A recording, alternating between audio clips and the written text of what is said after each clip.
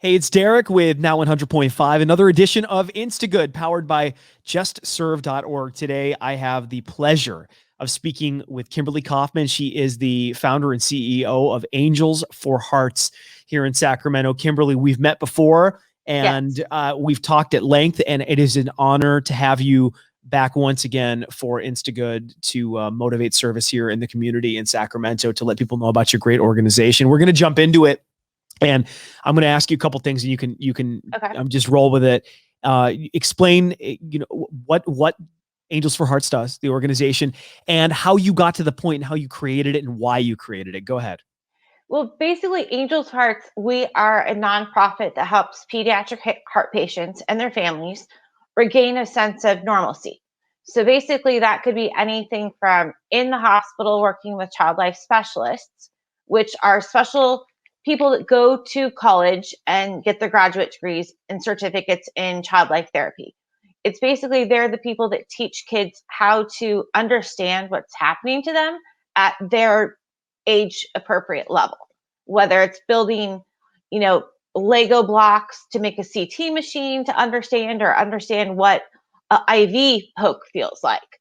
So we work with them to make sure that they have everything they wish, want, or need, so that they can make some sort of normalcy for the heart patients. And Angel's Hearts kind of happened by accident. It happened organically, really. I was diagnosed with congestive heart failure at the age of 29 after being misdiagnosed for 8 months because I was a young female. Pardon my interrupting you really quickly, but I know you're going to share the story about how you found that out, but I'll never forget when you told me the painstaking, endless, probing and testing and all the things that you went through until you finally got to the point where you started to understand what was going on. And when people hear the story, I'm going to let you continue, they're going to be blown away. They're going to be blown away. Go ahead, please. It started in March of 2004 with a high fever, high white cell count, and just overwhelming feeling of not feeling good, like you had the flu. And I went to the doctors and they ran tests and they're like, something's going on. You have the flu. Well, it never went away. And the fevers kept coming. And it was like 103-degree temperature. And they kept doing these tests, but they're like, you're fine. But I wasn't fine. So I went to every doctor in Sacramento. And then finally they sent me to Stanford. And they went through oncology, leukemia, breast cancer, every test in the book, from like my head to my toes. They tested me for breast cancer. They did a lumpectomy, lumposcopy, breast node extraction, lymph node extraction, liver biopsy. They tested me for spinal meningitis. I mean, all the things they did to me. But like the doctor said, all we can do is follow the symptoms that your body gives. And he said, you're not crazy because you can't throw white cells off and have your fevers this high.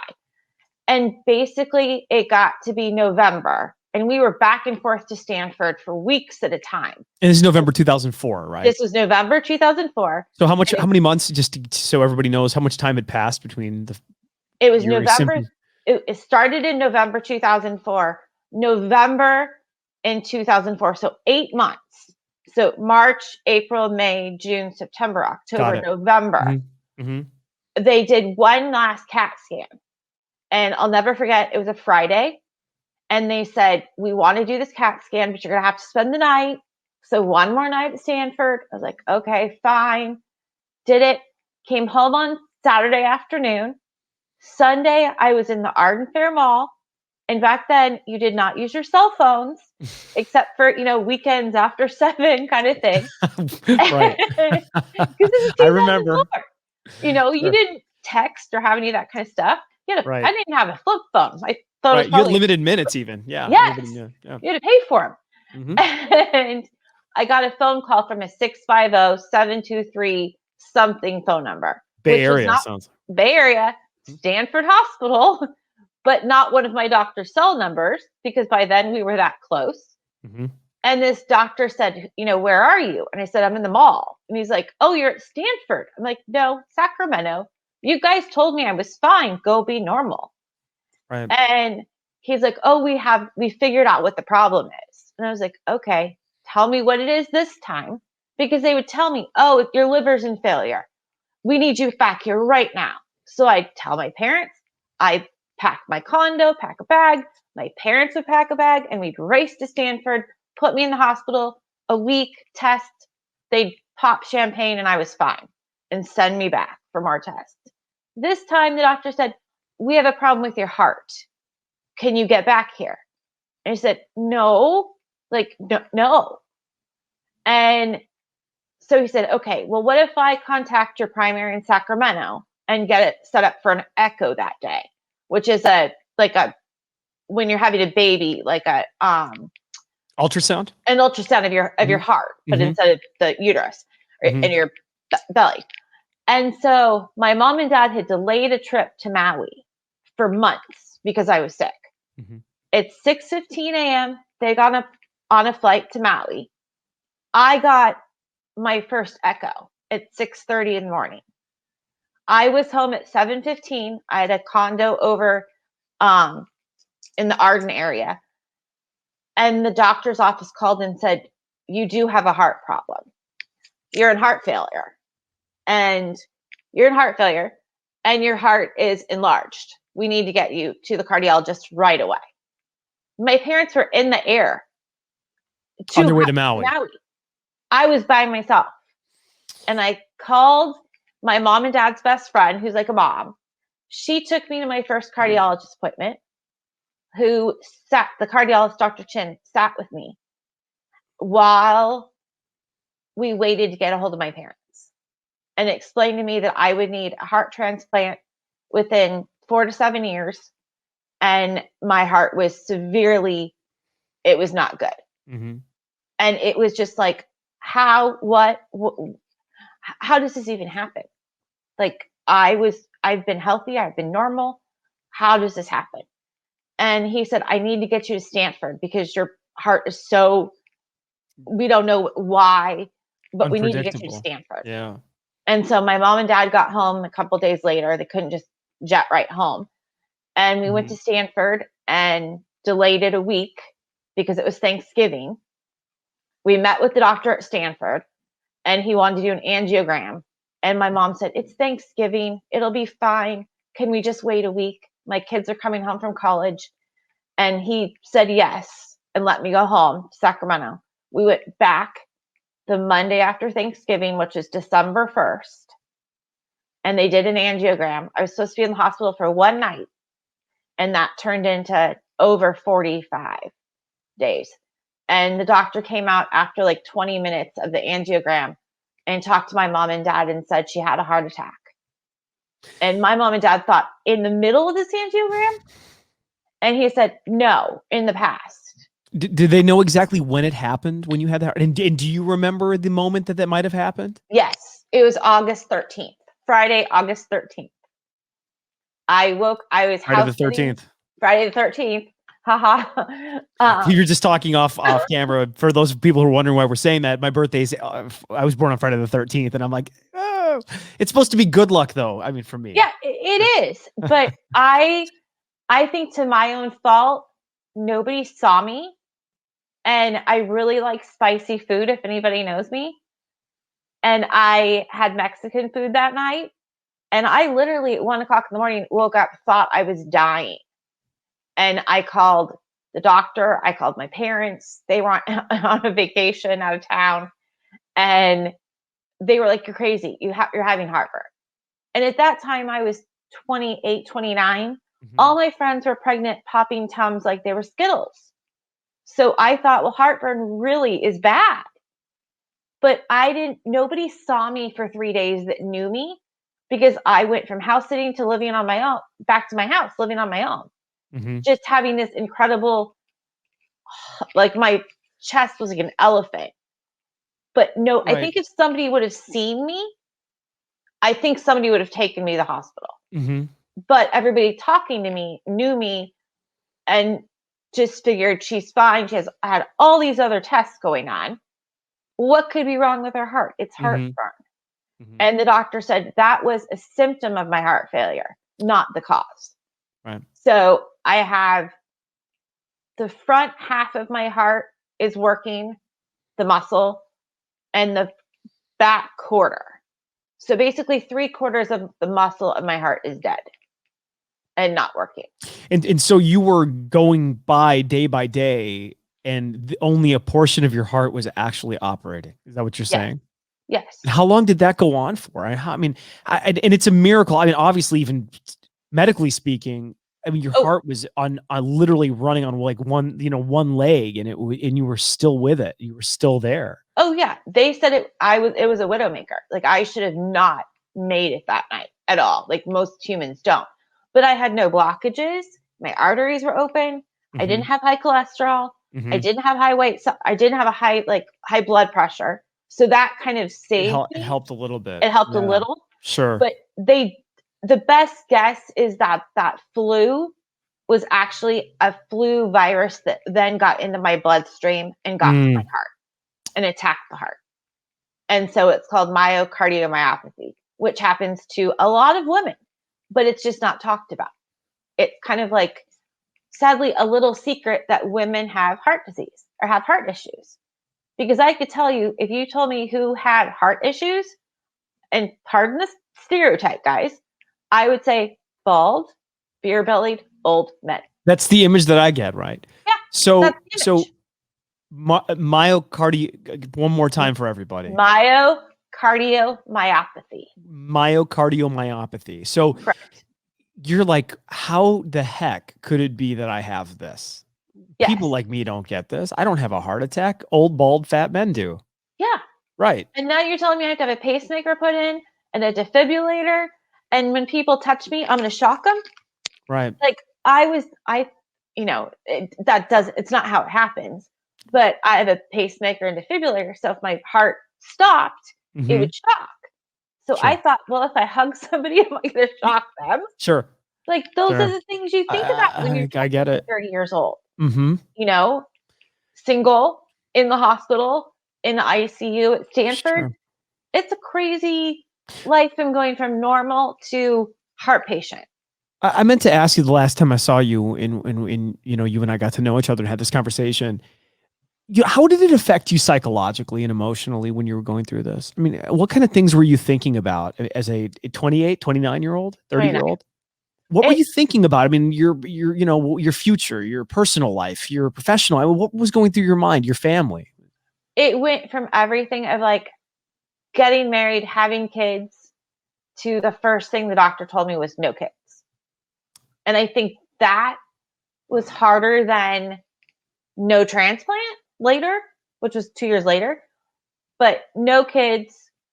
And that's where it was like, okay, I thought I was going to get married, have kids, like have a normal life, to where now I'm getting ready for a heart transplant and this whole new world that I saw for probably the first 2 years. I saw more doctors than I did my friends because we were back and forth to Stanford, back and forth and back and forth and back and forth and back and forth. And it was hard. It rocked my friends. It rocked my parents. It rocked my brothers. It rocked our whole family. It doesn't just affect me. It affects the entire family.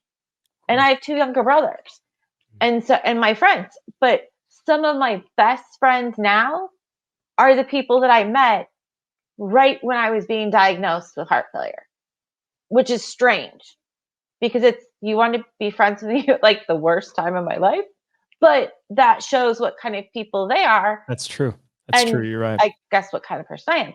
But at the same time, I also lost some friends that I thought would be there through thick and thin and everything. Sure. But, I'm blessed to have the tribe I have of people in my life, and I'd rather have quality over quantity.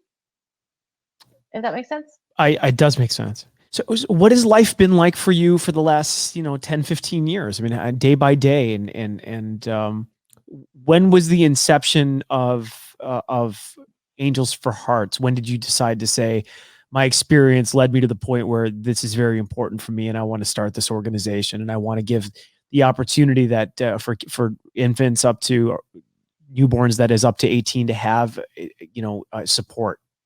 Well, basically, I was always brought up volunteering and doing, things for others. If you could do something for yourself, it's always better to do something for someone else, no matter what. Agreed. And I'm the kind of person I can go and put on the smile, and I'd much rather deal with someone else's problems than mine. Hmm. And I have my own stuff, but let's talk about yours. Let's have some fun. That's me. That's my Sure. personality. And they fast tracked me for heart transplant. And then 2 years into it, in September of 2006, which was right around my 32nd birthday, actually, um, they told me that the transplant committee told me I was not a medical candidate, that they were taking me out of the count. So this is a devastating blow for you at that point. You're hearing this. I mean, then what are you thinking after that? Where does your mind go after that? That was hard. That my own doctor couldn't tell me. He had to have one of his partners tell me, because he couldn't tell. It was, you've become really close to your doctors, and I'm very lucky to have doctors that talk to me as we talk about our personal lives and what's going on Sure. with kids and friends. Sure. Sure. And I think he knew how much that was. I thought, well, I can get a heart transplant and get married and still adopt, or marry a guy with kids, or something Have some semblance of a life that you wanted, of a life. you To now, idealized.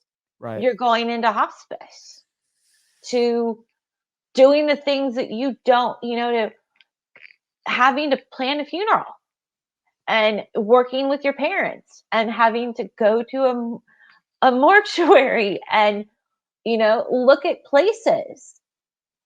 And I am the girl that you know told Mr. Gormley from Gormley and Sons, I want to be buried in a gated community, because there was a little fenced in area at one of the cemeteries that I kind of joked that is a gated community. I never got my gated community, which he said he was going to take as a title of the book.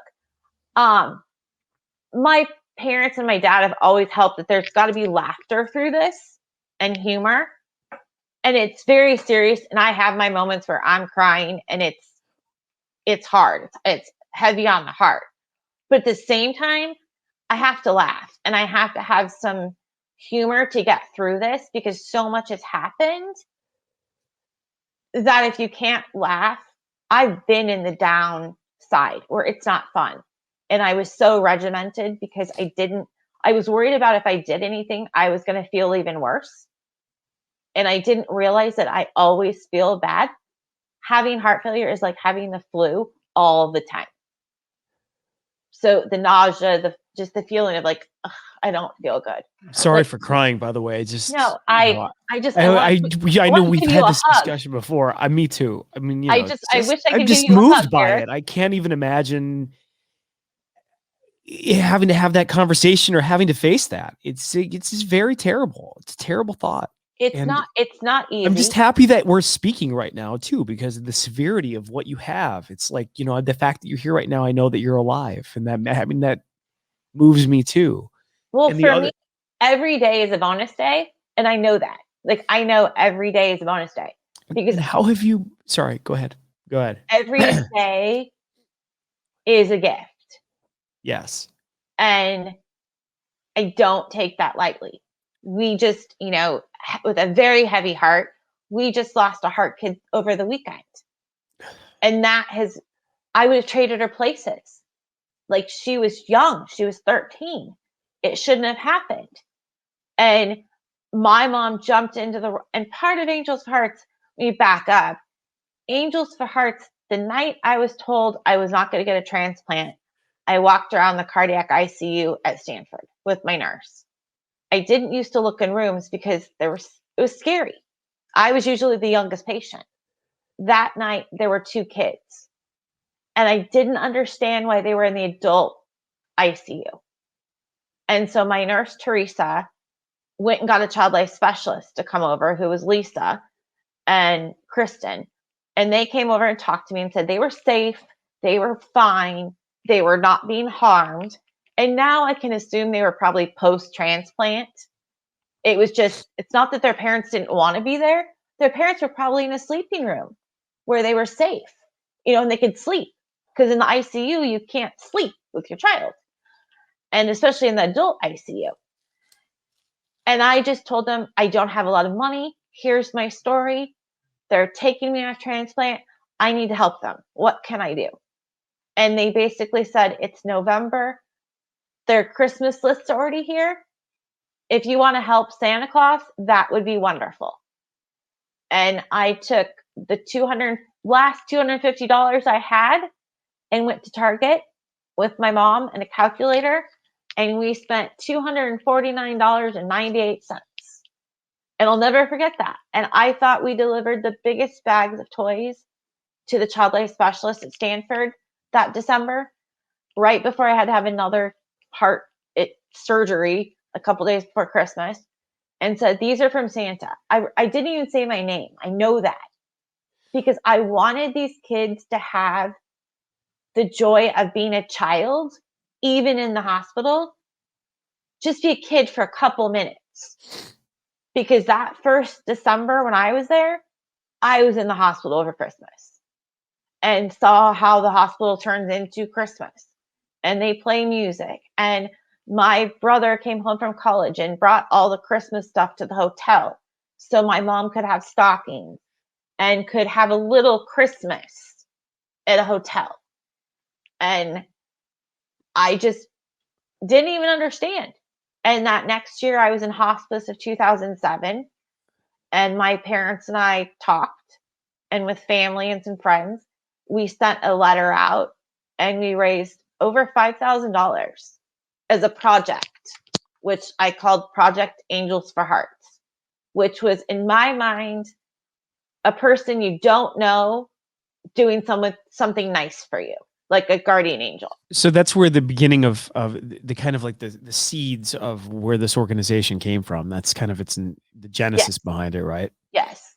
And that was the start of the middle of the economic crisis in 2007. And by February, the foundation at Lucille Packard called and said, which is in Stanford. Lucille Packard in Stanford, right? Just for those people who are wondering. Stanford's Children's Hospital. And Children's Hospital is incredible. I know we've had this discussion ever since I started in radio 15, 17 years ago. I did work with children's, and they've just, it's like having insurance in your backyard. I mean, because they don't turn anybody away. And, no. And God, I love them so much, man. The things that they do and seeing the work that they are doing is, I'm thankful for them. Well, and people don't even realize here in Sacramento, we have two children's hospitals UC within Davis the walls. Children's and UC Davis and Sutter Children's. They're in the walls of a big hospital. That's I didn't know that. Yeah. I didn't understand that until Angels for Hearts. Mm-hmm. And now we help them too. And UCSF, Benoff, San Francisco. Mm-hmm. And it just kind of spiraled into Lucille Packard Foundation saying, nobody's helping heart kids. What did you do? And I showed them the letter, and they said, if you will help heart kids, we'll help you with a nonprofit to get your 501c3 so you can be a tax exempt. And they helped us to get an attorney that could work pro bono for us, who still helps us today. He's local, wonderful. And we had our 501c3 by August. And that was, 6 or 7 months. And so by Christmas, we were helping 3 hospitals, and we really didn't know what we were doing. It was just, okay, Child Life, what do you need? Mm-hmm. And we kind of surprised them, because they'd had people that tell them, oh, what do you need? And they start naming things. And I know when the first $250, those were a lot of toys. But now I had 4 SUVs full of toys. So it, $15,000 is a big difference from $250, but it's still a lot. Every dollar donated to Angels Hearts goes to those heart kids. And I can tell you, we're happy if it's a $1 donation or a $10,000 donation, it makes a difference. How have things been, in your own life, your personal health, ever since the start of the pandemic? Because obviously, it was an extremely dangerous pandemic. And I'm wondering how it affected your personal life and your health and the children that you know that are going through these problems too. What's unique about the pandemic is I my normal world was washing my hands. If you knew me well, as soon as I got to your house or to anywhere, I had hand sanitizer, or I found a kitchen or sink and I washed my hands. Mm-hmm. I had to stay away from people or, socially isolate before I went Mm-hmm. to the hospital for a couple Mm-hmm. days. Um, it was pretty much my normal life. And it was kind of like to other people, welcome to my world, but Yeah. add a mask. Right. 'Cause Right. Yeah. But now I can't see healthy people. That Mhm. was that was hard. And I don't drive. So that was really hard. I'm And you blessed don't drive for obvious because of reasons, my right? heart, Okay. Well, yeah, because of of my heart. course.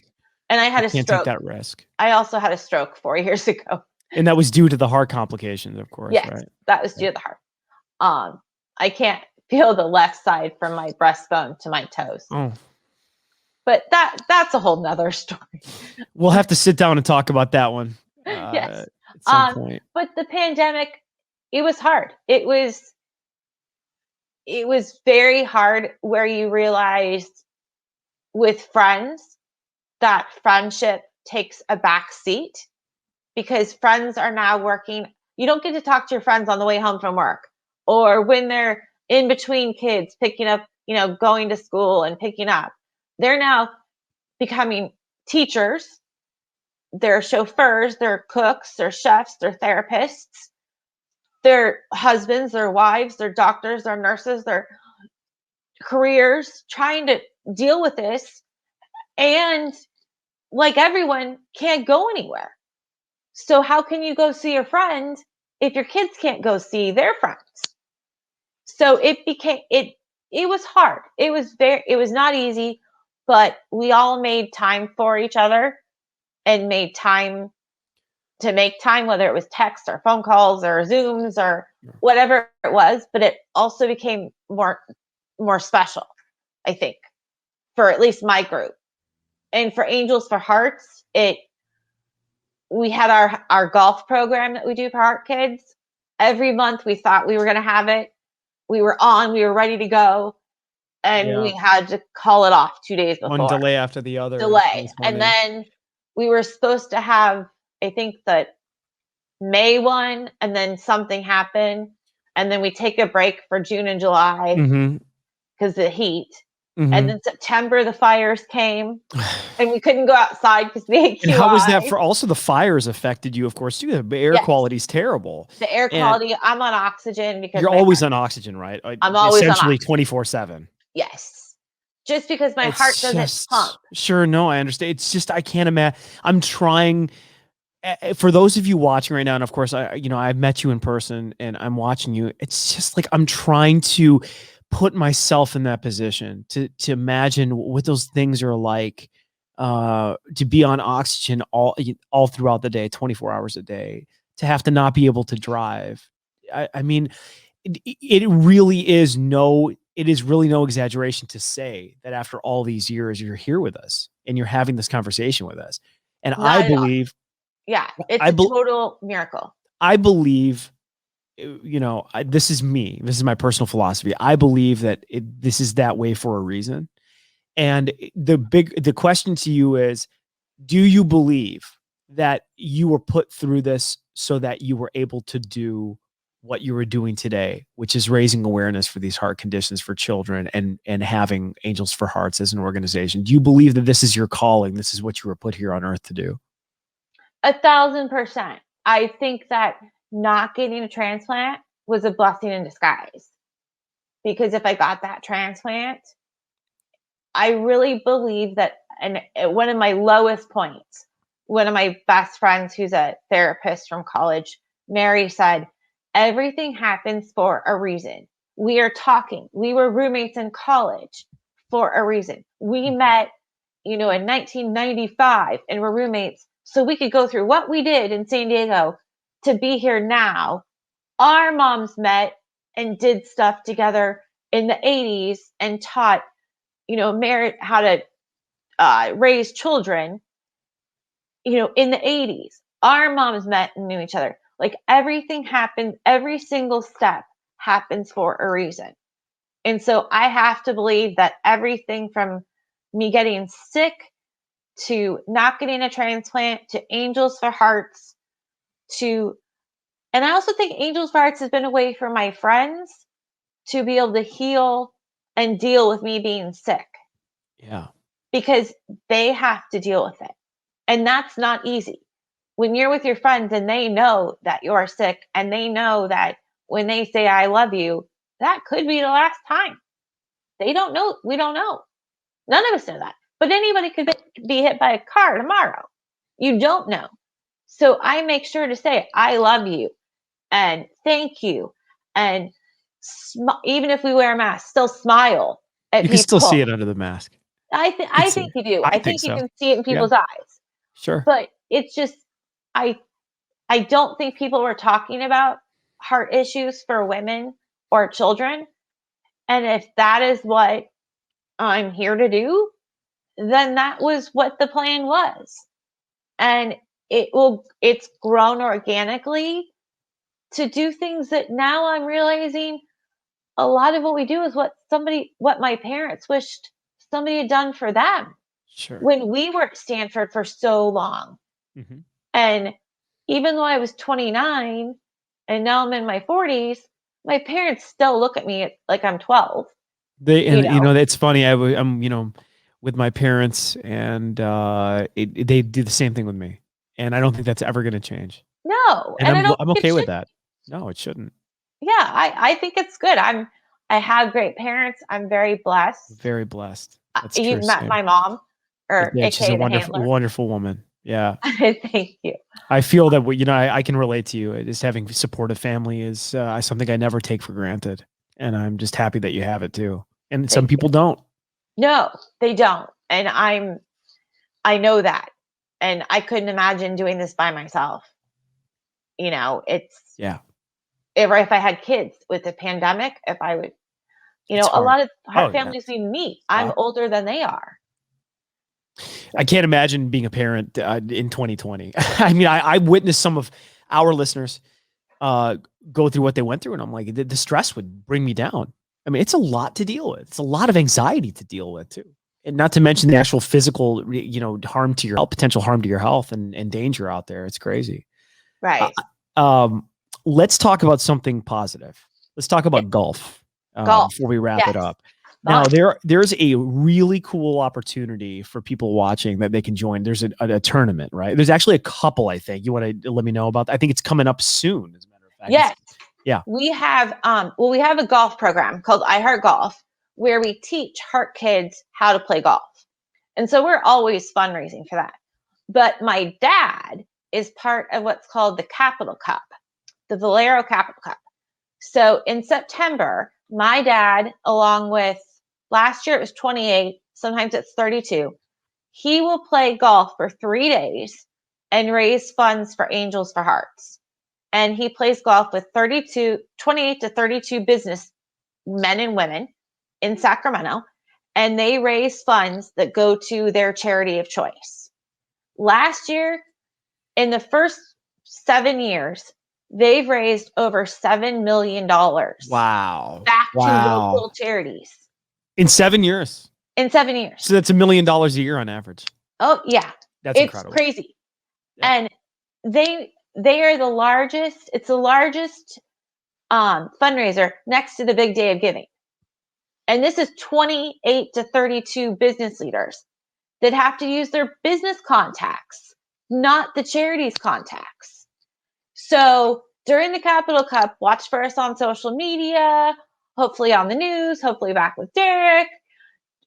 We get to have a kickoff meeting sometime in June, and that's when they start to fundraise. And you have about 8 weeks. And last year we raised over $30,000 in 8 weeks, which for us, it was the middle of the pandemic. And we were able to help a lot of heart kids at Christmas and their families and the nurses and doctors. And We brought cupcakes to the hospitals. We brought food to the hospitals. We fed the nurses, the staff. It was important to give them some normalcy. Mhm. And we can't do that without donations and without Right. people's help. That's right. So And, it's and just, go ahead. it takes a village. Yes, it does. And I'm on, as we're speaking, angelsforhearts.org. And if you click on donate, you can donate to the Everyday Giving Campaign, or text give or donate to 916-249-1019. We'll post all this on the video too, and in the links. Also, the PayPal Giving Fund, and you can shop Amazon Smile too to donate. There's so many different ways. And you guys rely 100% on donations too. Yes. Angels for Hearts, right? Yeah. Yes. 100%. Everything goes back to the heart kids. I didn't have it. We donated the first iPads to the hospitals in 2010, and we've donated, I think, 18 iPads since then. We got our first iPad last year because everything we do You goes give to it the away. heart kids. Yeah. So we I had to get a think, grant for an iPad. yeah. I think about the story, and I'm going to wrap it up. I know you have a lot going on in your life. I think about how, isn't it interesting in life when, if you didn't have the opportunity to do something, or you didn't have the access to something, when you really feel that, you get humbled and you really feel that pain and frustration, you so badly know what it feels like not to have it, that you want to make sure other people do. And the best example I can give is, my parents were poor immigrants to this country, and they had nothing. And their number one focus was, how do we better our lives to make sure that our children have a better life than we did? And in your case, it was, you had a debilitating heart problem, and your access to getting a heart transplant didn't exist, or to have it completed. You had all of these roadblocks put in your way. And your number one concern was, how do I help the children not have to go through all of this stuff? And I think that when you have to experience something that is fundamentally life-changing, you appreciate and want to be able to give so much to other people. And that is your spirit, and that is your essence, Kimberly. And I'm so thankful to know you and to continue to have a conversation with you. And I'm so glad that people are watching this. And I Thank know you. that your energy is unparalleled. And I know that all of your energy and your will is because you do this for the future of children with these debilitating heart conditions. And I just think you're incredible. And I wanted to thank you for joining us again. Thank you. Well, thank you. It's not just me. There's a whole Of team course, there's a whole behind team. me. So I can't take credit all on my own. Sure. I can't do that because there's a whole team, not behind me, but behind me. And Same. I know it's what been that feels. great meeting you, and And we we'll have a lot of continue. fun banter. But We it's do. We do. being able to help these heart kids and be able to ask a heart mom or a parent or child life, what do you need? What do you need? And be honest and say, we'll Yes. help. You just need to tell us what you need, and it's done. Yeah. That they don't have a lot of that, and they may not be working or just frazzled and don't even know what to do Where to start. or where to start. Mm-hmm. And that's where we're here. And if you know a heart family, you are a heart family, reach out to us and get on our list, or contact us at Child Life. They have all of our contacts. We want to know who the heart families are. We need to help more heart families. Yes. But due to HIPAA law, I can't go into the hospital and ask for records. So if you're out there and you know about us, contact us. And then you can get on our mailing list and know about everything at Angels for Hearts, so we can make sure you're invited to events when they're happening, golf programs, anything and everything for the heart kids. Again, Kimberly Kaufman of Angels for Hearts, thank you so much for joining us for Instagood and Motivating Service in Sacramento. We appreciate you very much. Thank you for having me, and thank you for highlighting Angels for Hearts. It means a lot.